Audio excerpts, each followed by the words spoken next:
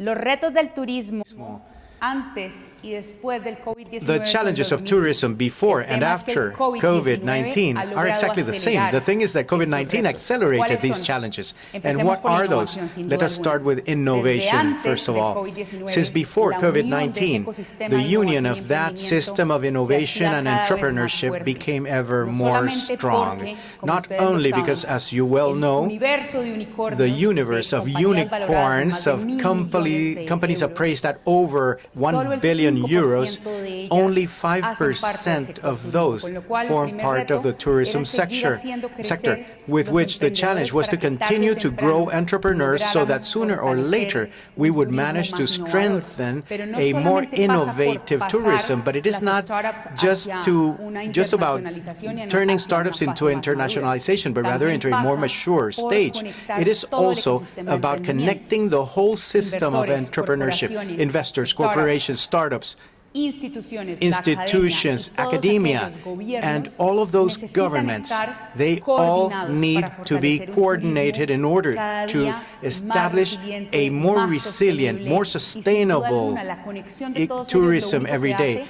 And the connection of all of those, everything it does, connecting all of those is win-win strategies. More private companies, more airlines, more travel agencies are connected with entrepreneurs with a high technological potential and with high speed of development. It will be much better for the entrepreneurship system because the tourism sector will not only grow, but it will be a much more resilient, much more powerful segment. And above all, it will be a tourism sector that will help provide opportunities not only to the large companies, but also so that large companies will modernize thanks to that connection with these smaller companies. For a long time at the WTO, about 3 years ago, we started working for this ecosystem of entrepreneurship and innovation. And doubtlessly, thanks to the connections between startups, investors, and entrepreneurs in our innovation network, we have managed to support by over 74 million euros the winners of our startup competitions. However, there is one important thing in all of this, and it is that the risk capital venture capital is concentrated. Last year was historic. In spite of the pandemic, over $20 billion have been invested in tourism and in tourism startups. However, out of those 20 billion, 80% of the capital flows go to the US and to China, which are the more mature markets. My huge question, where is the rest of the world? Where is 50% of Europe? Where 50% of travels globally come from that region. Where is the rest of Latin America? Where are all of the young entrepreneurs? That is the huge challenge, to strengthen innovation, but innovation with that connection of the entrepreneurship system. Secondly, education. And why? Tourism is a great employer of young men and women around the world. However, 50% of young people working in tourism only have high school schooling. If we want an innovative, modern sector, we need a professionalized sector. Before the pandemic, it was a challenge. After the pandemic, digital and online education is here to stay. And that is why from the WTO we have created the UNWTO Tourism Academy online. It is an online academy where all universities that may have any vocation in tourism, in hotels, can have content in all languages, in all of the official languages of the UN, to upscale the manner in which people gain education. Our goal is at least 30,000 people certified this year. Last year we reached 10,000. Suddenly, together with that digital education, we also have to talk about accelerating the processes, not only of the young people, but of all of those who work for public services in tourism, modernize them, strengthen ever more that connection between the public servant and technology. That is why the second program in online education we have created is Google Acceleration Program in a team, in teamwork with the WTO. And why? Well, because we need the large companies to be mentors of our public servants. In that manner, we will strengthen innovation and doubtlessly the digital transformation as a means of professionalizing tourism. The third challenge, investment. Investment is important in the measure in which we can sustain them. Investments as of today. Whereas last year we were talking about investment, people thought that because of COVID, investment would simply retract, shrink. That's not what happened in tourism. Investment is twofold: risk capital and traditional investment. The traditional investment, that private equity, those mega infrastructure projects, they all grew during 2019, during 2020 as well. Then we ran a poll with 200 investors that form part of the WTO investment network, and those investors told us that they would continue to invest, but 50% of them said that they would prioritize their investments into 3 points, on 3 points. Climate change solutions. Number 2, sustainability and social impact. And third, governance. And what does that mean? The money is there, the capital flows are there, but we need the hotels that are built to be more sustainable, that infrastructure projects should be ever more tied to the communities and the citizens that are affected positively or negatively thanks to all of these developments.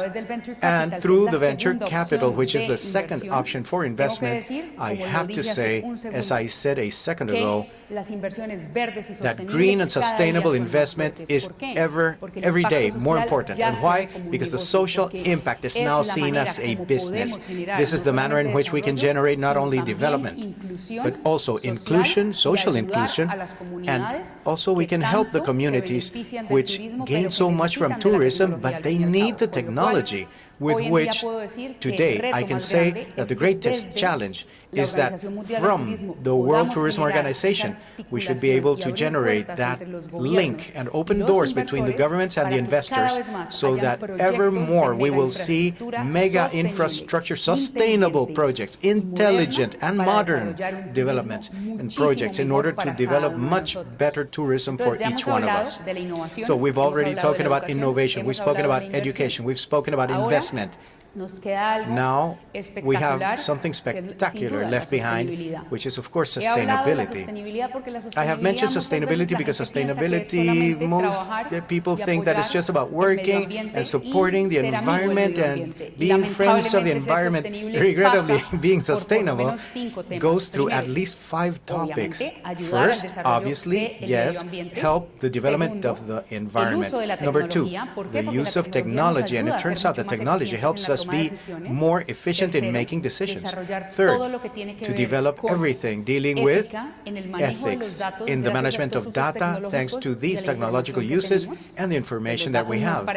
Now, data is not to be sold, it's rather to be used to make the best possible decisions in matters of tourism development and production. And fourth, protect the vulnerable ones. Doubtlessly, what does it mean to work with the most vulnerable ones? Indeed, it is not just with rural communities, it is also with the craftsmen, with the most needy, with the tour guides, and even with the citizens of a capital city. We should remember that before the pandemic, the over-tourism, meaning the excess tourism in capital cities, because of the fact that we were not properly measuring the load-bearing capacity of destinations, was causing citizens themselves to ask themselves whether they want to develop tourism or not. Today we do have the tools, and thanks to technology, we can develop models in order to measure that load-bearing capacity, to return to our environment the emissions, the CO2 emissions that we are issuing, so that we can effectively show ourselves using products that may be ever more sustainable, more recyclable, etc., to strengthen the environment. Today, we no longer have any excuses to leave by the wayside the management of our trash. Remember that before COVID, the month when it was 50% of the half of the pollution in the Mediterranean Sea was August, the middle of summer. So we need much more sustainable, more inclusive, more resilient, more modern tourism. So doubtlessly, my message today is one clear message, a message in which innovation, education, investment, sustainability have to arrive and stay. However, the only challenge, without a doubt, among all of these challenges, we need to return trust in traveling. Once again, thanks to technology, we are managing it. Today, there are millions. Okay, wait a minute, not millions. Sometimes I exaggerate. But the thing is, I don't want to talk about millions, but there are hundreds of digital solutions that, well, thanks to these, we can manage a much healthier tourism.